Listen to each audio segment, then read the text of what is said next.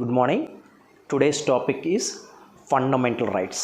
ఈ fundamental రైట్స్లో fundamental rights part 3లో భాగంగా second fundamental right అయినటువంటి రైట్ టు ఫ్రీడమ్స్, స్వాతంత్రపు హక్కుల గురించి ఈ క్లాస్లో క్షుణ్ణంగా వివరించదలుచుకున్నాను.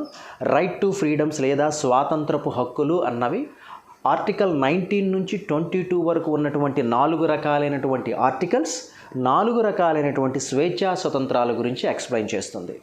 అందులో మొదటి ఆర్టికల్ 19th ఆర్టికల్ వచ్చి పర్సనల్ ఫ్రీడమ్స్, వ్యక్తిగత స్వేచ్ఛల గురించి తెలియచెప్తుంది. ఇందులో 7 రకాలైనటువంటి వ్యక్తిగత స్వేచ్ఛలు 19 క్లాస్ 1A నుండి 19 క్లాస్ 1G వరకు ఉన్నటువంటి 7 రకాలైనటువంటి వ్యక్తిగత స్వేచ్ఛలని ఆర్టికల్ 19 తెలియచెప్తే, article 20 right to protection for criminal establishment, నేరస్థాపన విషయంలో కొన్ని పరిరక్షణలు. ఇందులో ఒక నేరానికి ఎలాంటి శిక్షలు విధిస్తారు అన్న అంశానికి గురించి 3 రకాలైనటువంటి పరిరక్షణలు లేదా 3 రకాలైనటువంటి అంశాల గురించి ఎక్స్ప్లెయిన్ చేస్తుంది ఆర్టికల్ 20.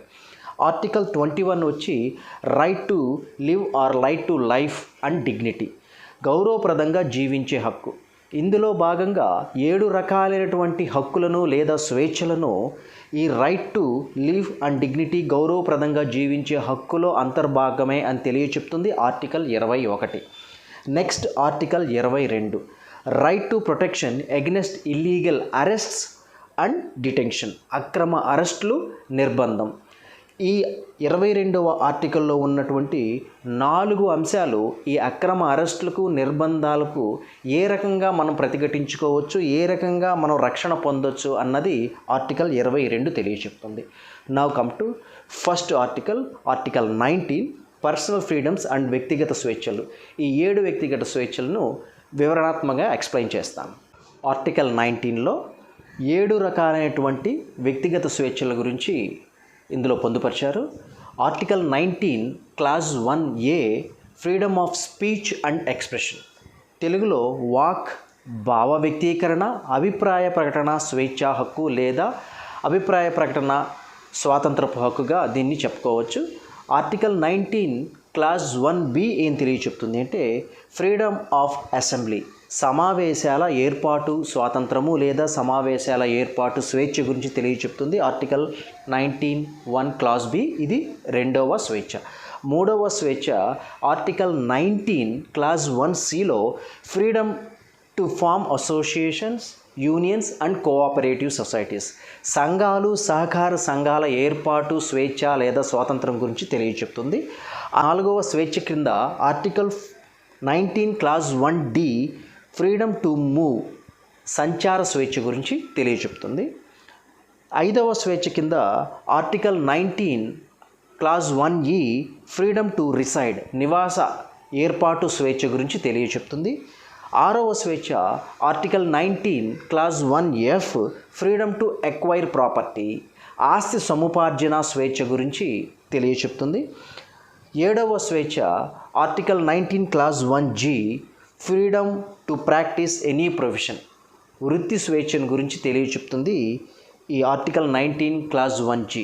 సో ఈ 7 స్వతంత్రాలు లేదా స్వేచ్ఛలు అన్నవి మనకి ఆర్టికల్ 19లో వ్యక్తిగత స్వేచ్ఛల కింద పొందుపరిచారు.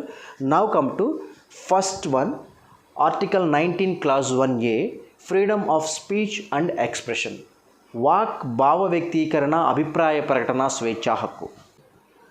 Article 19 clause 1A freedom of speech and expression, వాక్ స్వాతంత్రము, భావ ప్రకటన స్వేచ్ఛ, అభిప్రాయ ప్రకటన స్వేచ్ఛ. ఇక్కడ అభిప్రాయ ప్రకటన స్వేచ్ఛ, భావ వ్యక్తీకరణ అన్నదాన్ని ఇంగ్లీష్లో ఎక్స్ప్రెషన్తో చూస్తారు కాబట్టి 2 పదాలలో ఫ్రీడమ్ ఆఫ్ స్పీచ్ అండ్ ఎక్స్ప్రెషన్గా చెప్తే, తెలుగులో 3 పదాలుగా దీన్ని వివరించి ఉన్నారు. అది వాక్ స్వాతంత్ర హక్కు, భావ వ్యక్తీకరణ స్వేచ్ఛ, అభిప్రాయ ప్రకటన స్వేచ్ఛ. ఇందులో మనం ఏ రకంగా అయినా మాట్లాడచ్చు, ఏ రకంగా అయినా మన భావాన్ని వ్యక్తీకరించవచ్చు, దేని మీదైనా మన అభిప్రాయాన్ని ప్రకటించవచ్చు. అయితే దేశ సార్వభౌమాధికారానికి, దేశ సమగ్రతకి, లౌకికవాదానికి, ఇతర పౌరుల యొక్క పరువు మర్యాదలకు భంగం వాటిల్లకుండా మనం ఏ రకంగా అయినా మాట్లాడవచ్చు. అంటే మరి ఇప్పుడు వాక్ స్వాతంత్రం ఉంది కదా అని చెప్పి మన ఇష్టం వచ్చినట్టు నచ్చిన కులాలని, నచ్చని కులాలని, నచ్చని వర్గాలని ఇష్టం వచ్చినట్టు మాట్లాడచ్చా అంటే మాట్లాడుకోవచ్చు, కానీ గోప్యతను ప్రదర్శించాలి. ఇష్టం వచ్చినట్టు బహిరంగంగా మాట్లాడడానికి లేదు అని చెప్పేది ఆర్టికల్ 19 క్లాజ్ 1A. అయితే ఈ గోప్యతను ప్రదర్శించవచ్చు అన్న అంశం కిందే మనకు రహస్యాలను మెయింటైన్ చేయొచ్చు, రహస్యాలను కాపాడుకునే హక్కు ఉంది అని చెప్పి ఆర్టికల్ 19 క్లాజ్ 1A తెలియచెప్తుంది. ఇందులో భాగంగానే వాక్ స్వాతంత్రపు హక్కు. ఫోన్ ట్యాపింగ్ చేయకూడదు, ఎందుకంటే అది గోప్యత కిందకు వస్తుంది, మన యొక్క వాక్ స్వాతంత్రాన్ని దెబ్బతీసినట్లు అవుతుంది. కాబట్టి ఫోన్ ట్యాపింగ్ కూడా చేయకూడదు. ఈ రెండు అంశాలు కూడా ఈ freedom of speech and expression కిందకి వస్తాయి. ఇంకా రెండవది తీసుకున్నట్లయితే భావ వ్యక్తీకరణ స్వేచ్ఛ.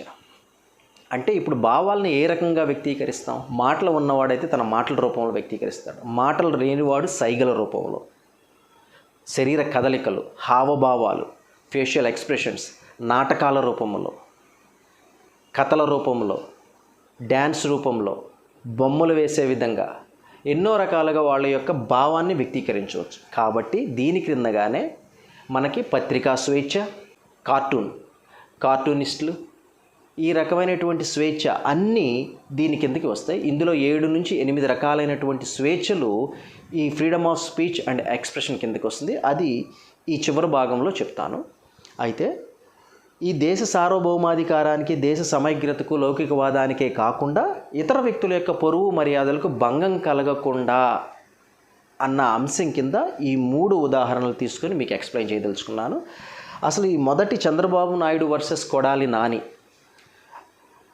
ఈ ఎగ్జాంపుల్ ఎందుకు తీసుకున్నానంటే, లాస్ట్ క్లాస్ చేసినప్పుడు నేను చట్టానికి కొంతమంది అతీతులు, అంటే చట్టంలో కొన్ని పోస్టులు అన్నవి అతీతులుగా ఉంటారు, ఆ పోస్టుల్లో పనిచేసే వాళ్ళు తాత్కాలికంగా అతీతులుగా ఉంటారు. ఉదాహరణకి అవి ఏంటి అన్నది చెప్పాను. గవర్నర్, ప్రెసిడెంట్, సుప్రీంకోర్టు, హైకోర్టు జడ్జిలు, కొంతమంది విదేశీ రాయబారులు అని చెప్పాను. అందులో భాగంగా అప్పుడు అడిగినటువంటి క్వశ్చన్ ఏంటంటే, అందులో ఎమ్మెల్యేలు, ఎంపీలు చట్టానికి అతీతులు అని ఎక్కడే చెప్పలేదు కదా, మరి చంద్రబాబు నాయుడిని అసెంబ్లీలో విచ్చలవిడిగా కొడాలి నాని అనే అతను మాట్లాడుతున్నప్పుడు అతని మీద హైకోర్టులు ఎందుకు సుమోటో కేసు కింద కేసు బుక్ చేయవు అని అడిగారు. అయితే ఇది ఇక్కడ ఇంటర్లింక్ అయినందు కారణంగా నేను ఇక్కడ ఎక్స్ప్లెయిన్ చేయదలుచుకున్నాను. పార్లమెంట్లో కానీ, అసెంబ్లీలు కానీ సమావేశాలలో ఉన్నప్పుడు అందులో జరిగే అంశాలకి సంబంధించి ఎమ్మెల్యేలు కానీ, ఎంపీలు కానీ ఎవ్వరికి సంజాయిషి సమాధానం ఇవ్వాల్సిన అవసరం లేదు అని రాజ్యాంగమే వారికి కల్పించింది. కాబట్టి ఇది తెలుసు కాబట్టి సుప్రీంకోర్టులు, హైకోర్టులు వీటి గురించి అడగదు, ఎందుకంటే వాళ్ళ యొక్క పరిధులు వాళ్ళకి తెలుసు కాబట్టి. అయితే మరి అసెంబ్లీలో, పార్లమెంట్లో ఇష్టం వచ్చినట్లు మాట్లాడినప్పుడు కుదరదు అంటున్నారు. మరి బయట మాట్లాడినప్పుడు కుదురుతుందా అంటే కుదురుతుంది, వాళ్ళ మీద యాక్షన్ తీసుకోవచ్చు. అయితే చట్టం అన్నది, అంటే అధికారం అన్నది, అధికారం ఉన్న వాళ్ళ దగ్గర అధికారులు పనిచేస్తారు. కాబట్టి అధికారం ఉన్నవారికి ఎగ్నెస్ట్గా వెళ్ళి ఏమీ చేయలేరు. సో దాని కారణంగా మనం ఎలాంటి కేసులు ఫైల్ చేసినా, ఏది ఫైల్ చేసినా అది నీరు కార్చేస్తారు. దానికి ఉదాహరణగా పశ్చిమ గోదావరి జిల్లా దెందులూరు నియోజకవర్గం ఎమ్మెల్యే అయినటువంటి చింతమనేని ప్రభాకర్ వర్సెస్ ముసునూరు ఎంఆర్ఓ అయినటువంటి వనజాక్షి, వీళ్ళ మధ్య ఏంటంటే, ఈ చింతమనేని ప్రభాకర్ అనే అతను అక్రమ ఇసుక కింద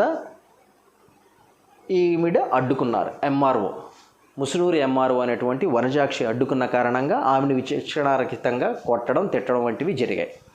అయితే అప్పుడు తెలుగుదేశం గవర్నమెంట్ హయాంలో ఇతను ఉండబట్టి ఈవిడ ఎలాంటి కంప్లైంట్ చేసినా కానీ కేసులు ఫైల్ చేయకుండా కంప్లైంట్లు అయితే స్వీకరించారు. కానీ ఇతని తప్పున్నా కానీ వనజాక్షి మీద ఎస్సీ అట్రాసిటీ కేసులు లాంటివి బనాయించడం వలన ఆవిడ ఆ టైంలో ఏమీ చేయలేకపోయారు. కానీ వీరి యొక్క గవర్నమెంట్, ప్రభుత్వం పడిపోయి వేరే గవర్నమెంట్ రావడం చేత 1995 నుంచి ఇప్పటి వరకు ఉన్నటువంటి 85 కేసులు ఇతని మీద కొనసాగుతున్నాయి. అంటే ఛార్జ్ షీట్ ఇతని మీద దాఖలు చేశారు. అంటే దీనికి ఎందుకు చెప్తున్నాను అంటే, చట్టం ముందు చట్టానికి అతీతులు అని ప్రత్యక్షంగా రాజ్యాంగం కొంతమందిని చెప్తే, కొంతమంది పరోక్షంగా అతీతులుగా ఉంటారు, వాళ్ళే ఈ ఎమ్మెల్యేలు, ఎంపీలు.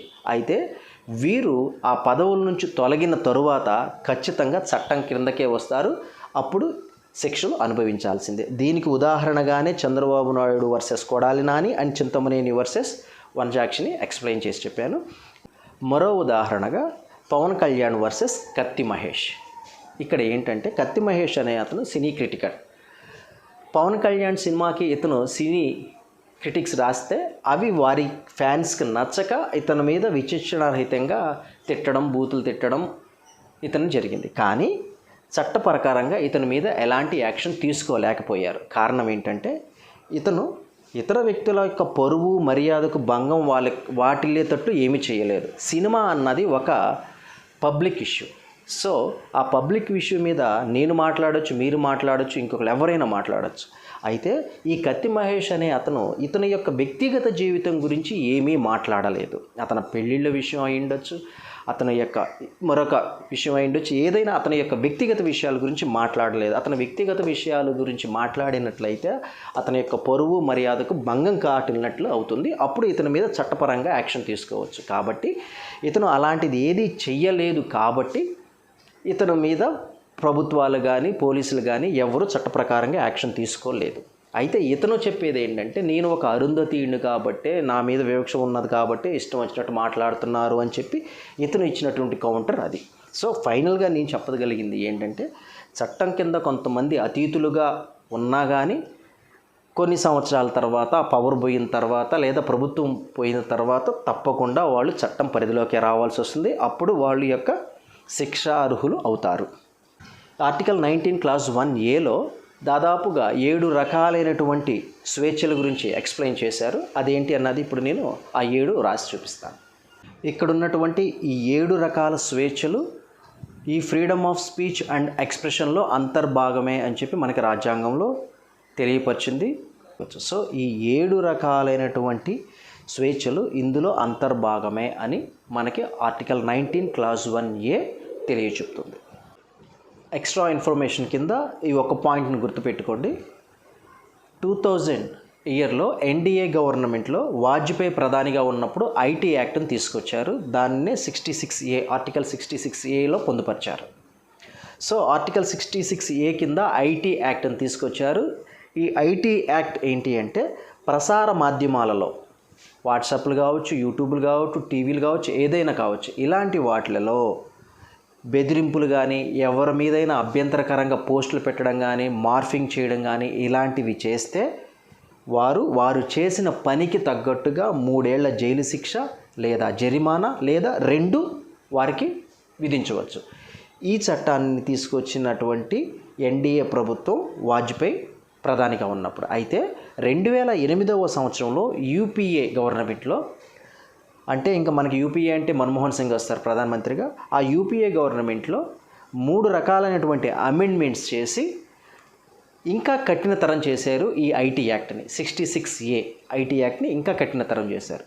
దీని కారణంగా శ్రియా సింఘాల్ అనే ఆవిడ 2010లో 15వ సంవత్సరంలో ప్రజా ప్రయోజనాల వ్యాజ్యం, పబ్లిక్ ఇంట్రెస్ట్ లిటిగేషన్, ఈ ప్రజా ప్రయోజనాల వ్యాజ్యం కింద ఒక వ్యాజ్యం సుప్రీంకోర్టులో దాఖలు చేసి ఏమని దాఖలు చేసిందంటే ఈ 66A ఐటీ యాక్ట్ అన్నది freedom of speech and expression, walk స్వాతంత్రం, భావ వ్యక్తీకరణ స్వేచ్ఛ, అభిప్రాయ ప్రకటన స్వేచ్ఛకు ఈ ఆర్టికల్ 66A తూట్లు పొడుస్తుంది. దీని కారణంగా పత్రికా స్వేచ్ఛ దెబ్బతినింది, వ్యక్తిగతంగా పౌరుల యొక్క స్వేచ్ఛలు దెబ్బతిన్నాయి అన్న చెప్పి ఆమె సుప్రీంకోర్టులో ఒక వ్యాజ్యం దాఖలు చేస్తే జస్టిస్ చలమేశ్వర్ కింద దీని గురించి ఒక బెంచ్ డిస్కషన్ చేసి దాని గురించి ఒక అధ్యయనం చేసి article 19(1) clause A freedom of speech and ఎక్స్ప్రెషన్ని పూర్తిగా 66A తూట్లు పొడుస్తుంది అని చెప్పి 2015లో ఇది చెల్లదు అని చెప్పేసి తీర్పు ఇవ్వడం జరిగింది. సో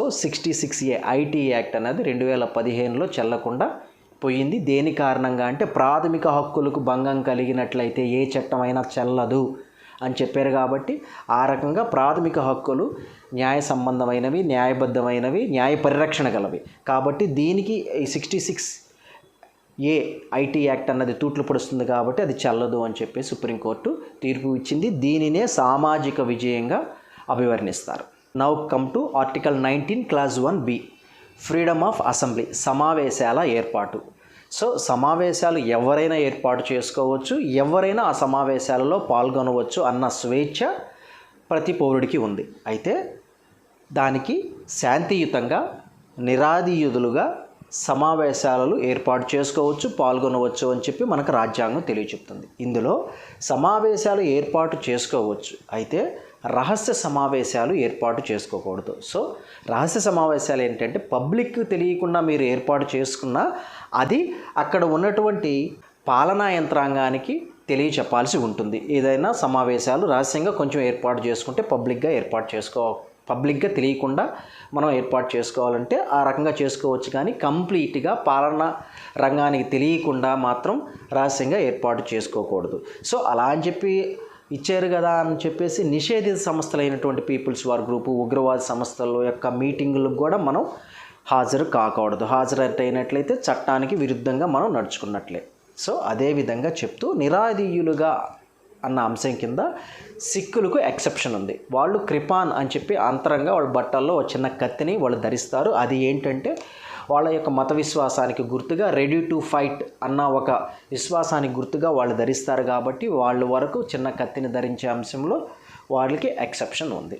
అయితే దీనికి చెప్పేటప్పుడు ఎక్స్ట్రా ఇన్ఫర్మేషన్ కింద ఆర్ఎస్ఎస్ రాష్ట్రీయ స్వయం సేవక్ అనే సంస్థ, హిందుత్వ సంస్థ ఫిబ్రవరి 4, 1948లో నిషేధిత సంస్థగా చెప్పి దీన్ని బ్యాన్ చేశారు. కారణం ఏంటంటే అప్పటి గాంధీని జనవరి 30న కాల్చి చంపిన కారణంగా వీరికి ఫిబ్రవరి 4వ తేదీన 1948వ సంవత్సరంలో బ్యాన్ చేశారు. కారణాలు ఏం చూపించారంటే గాంధీని చంపిందే కాకుండా వీళ్ళు ఆయుధాలతో సమావేశాలను ఏర్పాటు చేస్తారు, కర్రలు కత్తులతో వీళ్ళు సమావేశాలను ఏర్పాటు చేస్తారు. కాబట్టి ఈ సంస్థను నిషేధించాలి అన్న కారణాలు చూపిస్తూ ఈ సంస్థని 1948 ఫిబ్రవరి 4న నిషేధించారు. అయితే హిందూ పక్షపాతి, హిందువుల ఐక్యతను కోరుకునేటువంటి వల్లభాయ్ పటేల్ ఆ రోజుల్లో వినాయక చవితులను మహారాష్ట్రలో ఈ రకంగా ఇప్పుడు మనం ఏ రకంగా అయితే జరుపుకుంటున్నామో ఆయనే ప్రారంభించి హిందువులందరినీ ఒక దగ్గర కూర్చి వాళ్ళ యొక్క ఐక్యతకు ఎంతో దోహదం చేశాడు. ఆయన అప్పటి ఉప ప్రధానిగా ఉన్నప్పుడు ఈ యొక్క ఆర్ఎస్ఎస్ లాంటి హిందుత్వ సంస్థలు లేకపోతే హిందుత్వంలో ఐక్యత అనేది తగ్గుతుంది అన్న కారణంగా 1949 జూలై 17వ తేదీన ఆర్ఎస్ఎస్ మీద నిషేధం ఎత్తివేస్తాడు ఉప ప్రధానిగా ఉన్నటువంటి వల్లభాయ్ పటేల్. దీని కారణంగానే బీజేపీ గవర్నమెంట్ సంపూర్ణ బలంతో సంపూర్ణ మద్దతు అధికారంలోకి వచ్చిన కారణంగా ఆయన చేసిన పనికి కృతజ్ఞత కారణంగా ది స్టాచ్యూ ఆఫ్ యూనిటీ అని చెప్పి 182 మీటర్లు లేదా 597 ఫీట్ల ఎత్తుగల ఒక స్టాచ్యూని గుజరాత్లో నర్మదా రివర్ మీద వీళ్ళు నిర్మించారు. ఇదండి దీని వెనకున్నటువంటి హిస్టరీ. ఇది ఎక్స్ట్రా ఇన్ఫర్మేషన్ కింద మీరు గుర్తుపెట్టుకుంటే మిగిలినవి మర్చిపోకుండా ఉంటారని వీటికి ఎక్స్ట్రా ఇన్ఫర్మేషన్ జోడించి చెప్తున్నాను. Now come to next article 19 clause 1C. Article 19 clause 1C ఏం చెప్తుందంటే freedom to form associations, unions and cooperative society. సంఘాలు, సహకార సంఘాలు ఏర్పాటు స్వేచ్ఛ గురించి తెలియచెప్తుంది ఆర్టికల్ 19 క్లాస్ 1C. అయితే ఇక్కడ మొట్టమొదటగా భారత రాజ్యాంగం మౌలికంగా ఏర్పరిచిన నాడు freedom to form associations and unions అని ఉంది. 2001లో 97వ రాజ్యాంగ సవరణ ద్వారా సహకార సంఘాలను ఇందులో పొందుపరిచారు, కోఆపరేటివ్ సొసైటీస్. సో ప్రస్తుతం freedom to form associations, unions and cooperative societies. Unions అంటే అన్ని political parties and student unions, డ్వాక్రా సంఘాలు, ఏదైనా ఒక మనుషుల సమూహంతో ఏర్పరచుకున్నటువంటి సంఘాలు అన్నీ యూనియన్ కిందకు వస్తాయి. అయితే ఇక్కడ సంఘాలు ఏర్పాటు చేసుకోవచ్చు, అందులో సభ్యత్వం పొందవచ్చు. ఎక్సెప్షన్ ఏంటంటే నక్సల్స్, ఉగ్రవాదులు మరియు నిషేధిత సంస్థలలో తప్ప అందులో మనం పాల్గొనకూడదు, సభ్యత్వాన్ని చేసుకోకూడదు. అంటే 19 క్లాస్ 1Bలో ఏం చెప్పామంటే సమావేశాలలో ఎవరైనా సమావేశాలు ఏర్పాటు చేసుకోవచ్చు, అందులో పాల్గొనవచ్చు. కానీ ఇక్కడ ఈ సంఘాలు మనం ఏర్పరచకపోయినా నిషేధిత సంఘాలుగా ఉన్నాయి కాబట్టి ఇవి ఏర్పరిచిన సంఘాలలో మనం సమావేశాల్లో పాల్గొనడం కూడా చట్టరీత్యా విరుద్ధం. కాబట్టి ఈ రకంగా 19 క్లాజ్ 1C ఏం చెప్తుంది అంటే మనకు నచ్చిన యూనియన్లను, అసోసియేషన్స్ను, కోఆపరేటివ్ సొసైటీస్ను ఏర్పాటు చేసుకోవచ్చు అని చెప్పి మనకి ఆర్టికల్ 19(1) క్లాజ్ C చెప్తుంది. Article 19 clause 1D, article 19 clause 1E రెండు దాదాపుగా ఒకే రకమైనటువంటి సిమిలారిటీస్ ఉంటాయండి. అందుకని చెప్పి ఈ రెండు కలిపి చెప్తున్నాను. ఆర్టికల్ 19 క్లాజ్ 1D ఏం చెప్తుందంటే ఫ్రీడమ్ టు మూవ్, సంచార స్వేచ్ఛ గురించి చెప్తే, ఆర్టికల్ 19 క్లాజ్ 1E ఏం చెప్తుంది అంటే ఫ్రీడమ్ టు రిసైడ్, నివాస ఏర్పాటు. అయితే ఈ సంచార స్వేచ్ఛ కింద భారతదేశంలో పౌరుడు భారతదేశ హద్దుల లోపల ఉన్నటువంటి భూభాగంలో ఎక్కడైనా తిరగవచ్చు, ఎక్సెప్షన్ దేశ శాంతి భద్రతలకు విఘాతం కలిగించే ప్రదేశాలు, అంటే బార్డర్ లైన్స్ దగ్గర, రక్షణ రంగ ప్రదేశాలలో, అండ్ దెన్ కొన్ని ప్రైవేటు సంస్థల ప్రదేశాలలో తిరగకుండా ఇంక ఎక్కడైనా తిరగవచ్చు అని చెప్పి ఆ స్వేచ్ఛను కల్పించింది భారత రాజ్యాంగం ప్రతి పౌరుడికి. సేమ్ దాని సిమిలారిటీ కిందే ఫ్రీడమ్ టు రిసైడ్. అదేవిధంగా పౌరుడు భారతదేశంలో ఎక్కడైనా తను స్థిర నివాసం కానీ తాత్కాలిక నివాసం కానీ ఏర్పాటు చేసుకోవచ్చు అని చెప్పి ఆర్టికల్ 19 క్లాజ్ 1E తెలియచెప్తుంది. అయితే ఇక్కడ దీనికి కూడా కొన్ని ఎక్సెప్షన్స్ ఉన్నాయి. ఎస్సీ ఎస్టీ ప్రత్యేక స్థలాలుగా గుర్తించినటువంటి, రాజ్యాంగం ద్వారా గుర్తించబడినటువంటి north eastern states, Visakha agency లాంటి వాటిల్లో ఏంటంటే తాత్కాలిక నివాసం ఏర్పాటు చేసుకోవచ్చు కానీ స్థిర నివాసం అనేది ఏర్పాటు చేసుకోవడానికి కుదరదు. సో ఈ రకమైన కొన్ని ఎగ్జంప్షన్స్తో మనకి freedom to move and freedom to reside అన్నది భారత రాజ్యాంగం కల్పించింది. Now come to 19 clause 1F. Article 19 clause 1F ఏం చెప్తుందంటే ఫ్రీడమ్ టు అక్వైర్ ప్రాపర్టీ, ఆస్తి సముపార్జించుకునే హక్కు లేదా స్వేచ్ఛ ప్రతి పౌరుడు కలిగి ఉన్నాడు అని చెప్పి ఆర్టికల్ 19 క్లాజ్ 1F చెప్తుంది. అయితే ఇది మౌలిక భారత రాజ్యాంగంలో పొందుపరిచినటువంటి ప్రాథమిక హక్కుల్లో పార్ట్. అయితే 1978 44వ రాజ్యాంగ సవరణ ద్వారా దీన్ని ప్రాథమిక హక్కుల నుంచి తొలగించి 9వ షెడ్యూల్లో ఉన్నటువంటి చట్టబద్ధమైనటువంటి రాజ్యాంగపు హక్కుల్లో 300Aలో దీన్ని పొందుపరిచారు. కారణం ఏంటంటే ఈ ప్రాథమిక హక్కులు అన్నవి న్యాయ సంరక్షణ కలవి. భారతదేశంలో ఎన్నో రకాలైనటువంటి వ్యత్యాసాలు ఉన్నాయి. ధనవంతుడు, దరిద్రుడు, అంటే పెట్టుబడిదారీ వ్యవస్థ, ధనవంతుల ప్రభుత్వం కాబట్టి వీరికి ఉన్న ఆస్తుల్ని అన్నిటినీ, కొన్ని లక్షల కోట్ల ఆస్తుల్ని వాళ్ళు క్రోడీకరించుకొని ఇది ప్రాథమిక హక్కు కాబట్టి న్యాయ సంరక్షణ కలవి, న్యాయస్థానాలని కోరి వాళ్ళ యొక్క ఆస్తులను వాళ్ళు సంరక్షించుకోవడం వలన దేశంలో ధనవంతులు, దారిద్రుడు అన్న వ్యత్యాసాలన్నవి విపరీతంగా పెరిగాయి. వీటిని అరికట్టడం కోసం, ధనవంతులు దరిద్రుడు అన్నది లేకుండా ఉండడం కోసం, అందరికీ భూమి, అందరికీ సమాన హక్కు కావాలి అంటే ఇది చట్టబద్ధమైన రాజ్యాంగ హక్కుగా చేస్తేనే ఇది కరెక్ట్ అన్న ఉద్దేశంతో 1978వ సంవత్సరంలో 44వ రాజ్యాంగ సవరణ చట్టం ద్వారా 7 ప్రాథమిక హక్కులలో 6వ ప్రాథమిక హక్కు అయినటువంటి రైట్ టు ప్రాపర్టీ, ఆస్తి హక్కును తొలగించారు. దీని కారణంగా మనకి రైట్ టు ఫ్రీడంలో ఉన్నటువంటి రైట్ టు అక్వైర్ ప్రాపర్టీ కూడా తొలగింపబడి 9th షెడ్యూల్లో 300Aలో చట్టబద్ధమైన రాజ్యాంగపు హక్కులో ఇది దీన్ని పొందుపరచడం జరిగింది. ఆర్టికల్ 19లో చివరిగా చెప్పినటువంటి స్వేచ్ఛ ఆర్టికల్ 19 క్లాజ్ 1Gలో freedom to practice any profession, అంటే వృత్తి స్వేచ్ఛ. మనం వ్యాపారం కావాలంటే వ్యాపారం చేసుకోవచ్చు, ఉద్యోగం కావాలంటే ఉద్యోగం చేసుకోవచ్చు, కూలిగా పోవాలంటే కూలోడిగా కూడా పోవచ్చు. అది మన ఇష్టం, మన స్వేచ్ఛ. అయితే ఇక్కడ నిషేధిత వ్యాపారాలు అన్నవి చేయకూడదు అన్నారు. నిషేధిత వ్యాపారాలు అంటే హ్యూమన్ ట్రాఫికింగ్, మనుషులను ఇతర దేశాలకు అమ్మడం, ఇలాంటివి, వ్యభిచారానికి అమ్మేయడం, ఇలాంటివి బానిసలుగా చూడడం, ఇలాంటివి చేయకూడదు. అండ్ దెన్ ఇల్లీగల్ డ్రగ్స్, అక్రమ రవాణా, డ్రగ్స్ అక్రమంగా తరలించడం, అంతేకాకుండా స్మగ్లింగ్, ఈ రకమైనటువంటి ఇల్లీగల్ బిజినెస్లు చేయకూడదు అని చెప్తూ ఏదైనా గవర్నమెంట్ ఉద్యోగాన్ని, ప్రైవేట్ ఉద్యోగం ఏదైనా చేసే పని అయితే దానికి ఉండాల్సిన కనీస విద్యా అర్హత, వయస్సు కూడా చెప్పారండి. వయస్సు, ఏజ్ లిమిట్ అండ్ కనీస విద్యా అర్హత అన్నది కంపల్సరీగా ఉండాలి అని చెప్పి మనకి ఈ ఆర్టికల్ ద్వారా 19 క్లాజ్ 1G ద్వారా తెలియపరుస్తుంది.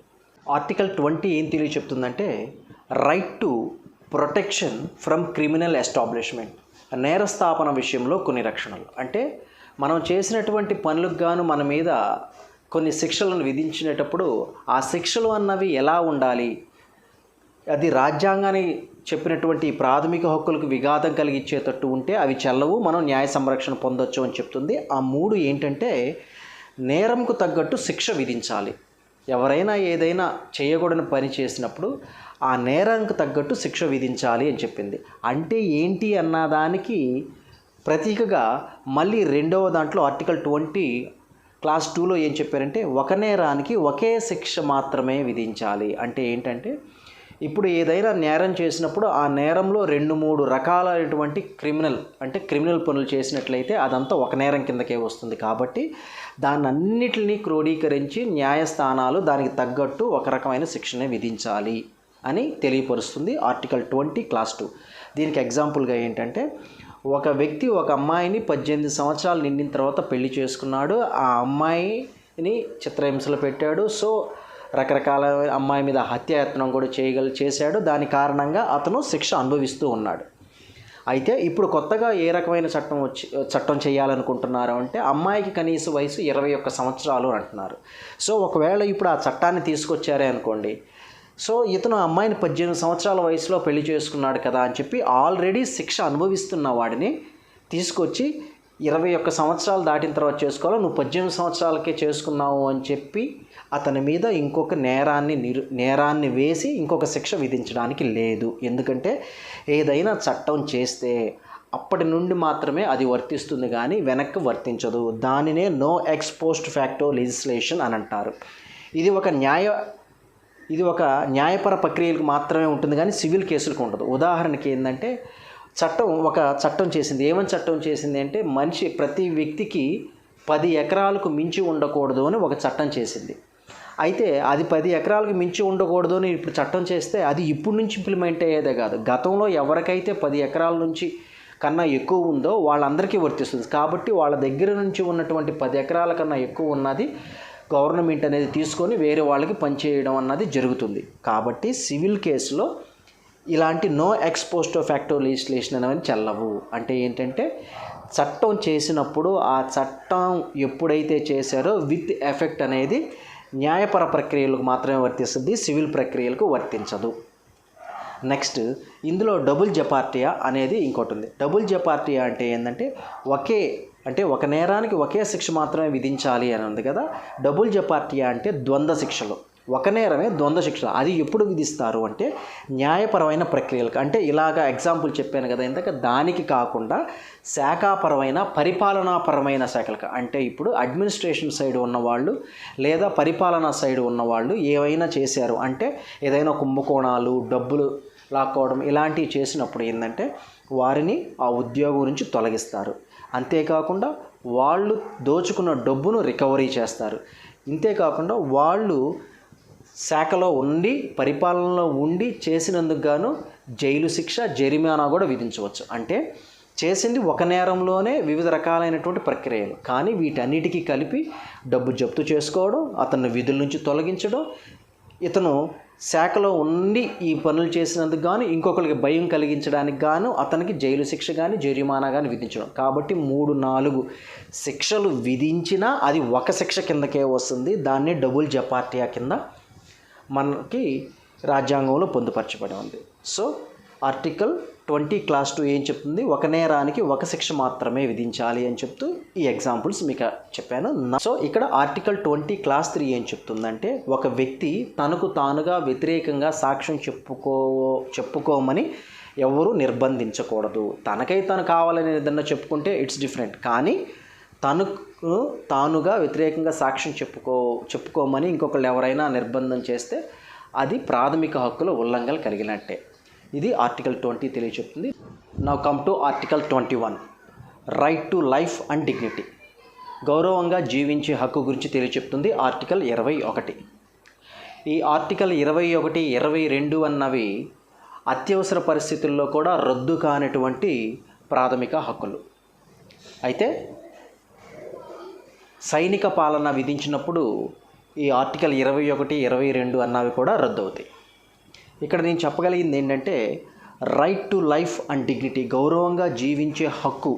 అసలు జీవించే హక్కు అన్నది ఎవరైతే చెప్తారో అంటే చట్టం నిర్దేశించిన పద్ధతి ప్రకారం జీవించాలి అని చెప్పేసి మనకి procedure established by law, Japan నుంచి తీసుకున్నటువంటి ఈ రకమైనటువంటి ప్రొసీజర్ ద్వారా జీవించాలి అని చెప్తుంది.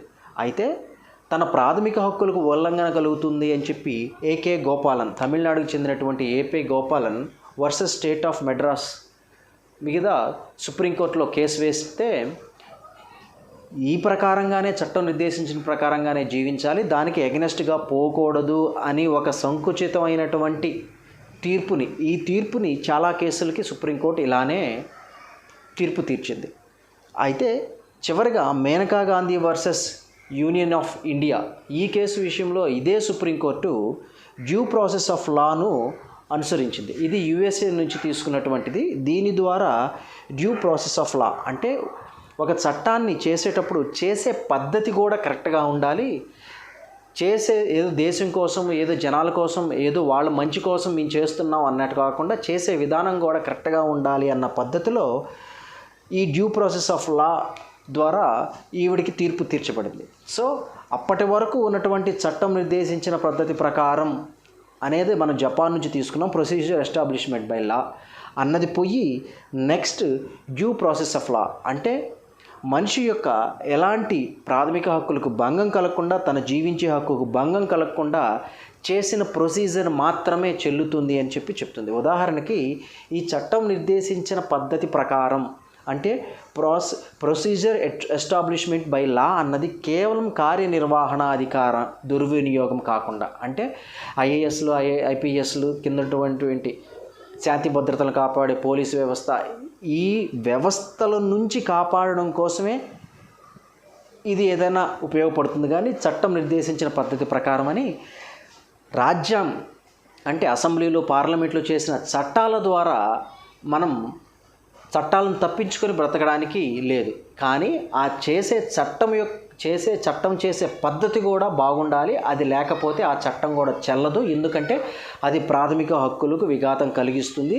ముఖ్యంగా right to leave and dignity, జీవించే హక్కు, గౌరవప్రదంగా జీవించే హక్కుకు భంగం కలుగుతుంది అని చెప్పి ఈ తీర్పు ద్వారా డ్యూ ప్రాసెస్ ఆఫ్ లాను అనుసరించి తీర్పు ఇచ్చింది Maneka Gandhi versus Union of India కేసులో. సో ఈ రకంగా మనం ఆర్టికల్ 21 చూస్తాం. ఆర్టికల్ 21A మౌలిక భారత రాజ్యాంగంలో ఆర్టికల్ 21 వరకే ఉంది. 2002లో 86వ రాజ్యాంగ సవరణ చట్టం ద్వారా ఈ 21Aని పొందుపరిచారు. ఈ 21A ఏం చెప్తుందంటే రైట్ టు ఎడ్యుకేషన్, నిర్బంధ ఉచిత విద్యా హక్కు గురించి తెలియపరుస్తుంది. వాస్తవంగా ఉచిత విద్యా హక్కు, నిర్బంధ ఉచిత విద్యా హక్కు అన్నది మనకి ఆదేశిక సూత్రాల్లో ఉన్నటువంటి 46వ ప్రకటనలో పొందుపరిచారు. అయితే ఈ ఆదేశిక సూత్రాలు అన్నవి న్యాయ సంరక్షణ లేనివి. సో మీరు ఎందుకు చెయ్యలేదు, ఎందుకు 6 సంవత్సరాల తర్వాత ఉన్నవారికి ఉచిత పూర్వ విద్య అందించలేదు అని చెప్పి కోర్టులను ఆశ్రయించడానికి లేదు. కాబట్టి దానిని ప్రాథమిక హక్కుల్లోకి మారిస్తే న్యాయ సంరక్షణ కలిగి ఉంటుంది, ప్రతి పౌరుడికి ఉచిత విద్య అందుతుంది అన్న ఉద్దేశంతో దీన్ని ప్రాథమిక హక్కుల్లోకి 2286వ రాజ్యాంగ సవరణ ద్వారా ప్రాథమిక హక్కుల్లోకి 21Aలో పొందుపరిచారు. అయితే ఈ 46లో ఆదేశిక సూత్రాల్లో ఏమని పొందుపరిచారంటే 6 సంవత్సరాలకి ముందు ఉచిత పూర్వ విద్యను ఇవ్వాలి అని చెప్పేసి 46లో ఆదేశిక సూత్రాల్లో పొందుపరిచారు. అది నెక్స్ట్ ఆదేశిక సూత్రాలు DPSP, directive principles of state policies చెప్పేటప్పుడు మీకు అక్కడ ఎక్స్ప్లెయిన్ చేస్తాను. అయితే ఇక్కడ ఈ అమెండ్మెంట్ 21A రైట్ టు ఎడ్యుకేషన్లో ఏమని చట్టం చేశారంటే ఉచిత నిర్బంధ ప్రాథమిక హక్కు అన్నది ప్రతి 6 సంవత్సరాల నుండి 14 సంవత్సరాల లోపల వాళ్ళకి ఇవ్వాలి. అయితే ప్రైవేటు విద్యా సంస్థలలో ఎంతమంది విద్యార్థులు ఉంటారో అందులో 25% సీట్లు వీళ్ళకి కేటాయించాల్సిందే ఉచిత నిర్బంధ విద్య కింద. ఆ సీట్లలో ఒక్కటి కూడా ఖాళీ ఉండకూడదు అని చట్టం చేయబడింది. అంతేకాకుండా ఈ చట్టం ఇంప్లిమెంటేషన్ కోసం స్టేట్ గవర్నమెంట్ 35% పెట్టుకుంటే సెంట్రల్ గవర్నమెంట్ 65% మనీ అన్నది స్టేట్ అండ్ సెంట్రల్ గవర్నమెంట్ ఈ రకమైన రేషియోలో ఈ రైట్ టు ఎడ్యుకేషన్, ఉచిత నిర్బంధ విద్యా హక్కును కొనసాగించడం కోసం ఈ రకమైనటువంటి చట్టాలను చేసి ఆర్టికల్ 21A పొందుపరచడం జరిగింది. Now come to last article or last freedom, article 22. Now come to last freedom in right to freedoms. Last freedom వచ్చి right to protection against illegal arrests and detention. అక్రమ అరెస్టులు, నిర్బంధ వ్యతిరేకపు హక్కు. అక్రమంగా అరెస్టులకు, అక్రమ నిర్బంధానికి వ్యతిరేకంగా ఉండేటువంటి హక్కు. ఎవరినైనా అరెస్టు చేయాలి అంటే 4 ఫండమెంటల్స్, 4 రకాలైనటువంటి ప్రాతిపదికలు ఉంటాయి. అవి ఏంటి అంటే, ఒకటి, ప్రతి అరెస్ట్కు ఒక కారణం, ఎందుకు అరెస్ట్ చేస్తున్నాం అన్నది చెప్పాలి, ఆ సమాచారం ఆ వ్యక్తికి తెలియపరచాలి. అంతేకాకుండా అరెస్ట్ వారెంట్ ఉంటేనే అరెస్టు చేయాల్సి ఉంటుంది. మూడవదిగా ఆ అరెస్ట్ అయిన వ్యక్తికి సంప్రదించుకునే హక్కు, లాయర్ని కావచ్చు, కుటుంబ సభ్యుల్ని కావచ్చు, సంప్రదించుకునేటువంటి స్వేచ్ఛ అన్నది కల్పించాలి అకార్డింగ్ టు ఆర్టికల్ 22. అంతేకాకుండా అరెస్ట్ అయిన సమయం నుండి 24 గంటల వ్యవధిలోపు, సమయంలోపు దగ్గరలో ఉన్నటువంటి ఏదో ఒక కోర్టులో అతన్ని హాజరుపరచాల్సి ఉంటుంది. ఈ 4 ప్రాతిపదికలు, ఈ 4 ఫండమెంటల్స్ అన్నవి అరెస్ట్ చేయాల్సినప్పుడు వాళ్ళు చేయాల్సినటువంటి పనులు. సో ఈ 4టిలో ఏది జరగకపోయినా మనము మన ప్రాథమిక హక్కుకు వైలేషన్ జరిగినట్టు మనం కోర్టులను ఆశ్రయించవచ్చు. అయితే ఈ 4 ప్రాతిపదికలు అన్నవి ప్రిమిటివ్ డిటెన్షన్కి వర్తించవు. ప్రిమిటివ్ డిటెన్షన్ అంటే నిర్బంధం, ముందుగానే నిర్బంధించడం. ఎందుకు అంటే దేశ సమగ్రత కోసం లేదా శాంతి భద్రతల విఘాతం కోసం ఒక వ్యక్తి ఇంకొక దగ్గరికి వెళ్ళడం వలన 2 వర్గాలు చంపుకునేవచ్చు, కొట్టుకునే పరిస్థితి రావచ్చు. కాబట్టి ఆ శాంతి భద్రతలను కాపాడడం కోసం ముందుగానే తన ఇంట్లోనే నిర్బంధించవచ్చు, లేదా స్టేషన్లో అయినా అతను నిర్బంధించుకోవచ్చు. ఆ నిర్బంధించే అంశంలో ఈ రకాలైనటువంటి ప్రాతిపదికలు, ఈ రకమైనటువంటి ఫండమెంటల్స్ వర్తించవు. ఎందుకంటే శాంతి భద్రతల దృష్ట్యా అతన్ని ముందుగానే నిర్బంధించుకోవచ్చు. ఇంతేకాకుండా ఇవి ప్రిమిటివ్ డిటెన్షన్ కాకుండా దీంట్లో పునిటివ్ డిటెన్షన్ అని ఉంటాయి. అంటే అక్కడ కూడా నిర్బంధిస్తారు. ఎందుకు నిర్బంధిస్తారు అంటే ఆల్రెడీ నేరం నిరూపణ జరిగి శిక్షను అతనికి అమలుపరచడానికి కాను అతను నిర్బంధించి ఉంటారు. దానిని పునిటివ్ డిటెన్షన్ అని అంటారు. సో ఇక్కడ డిటెన్షన్లో punitive detention and preventive detention. ఈ ప్రివెంటివ్ డిటెన్షన్లో ఈ ప్రాతిపదికలు, జనరల్ ఫండమెంటల్స్ అన్నవి అరెస్ట్ చేసేటప్పుడు ఉన్నటువంటి ఫండమెంటల్స్ ప్రివెంటివ్ డిటెన్షన్లో ఉండవు. ఇది ఆర్టికల్ 22 తెలియచెప్తుంది.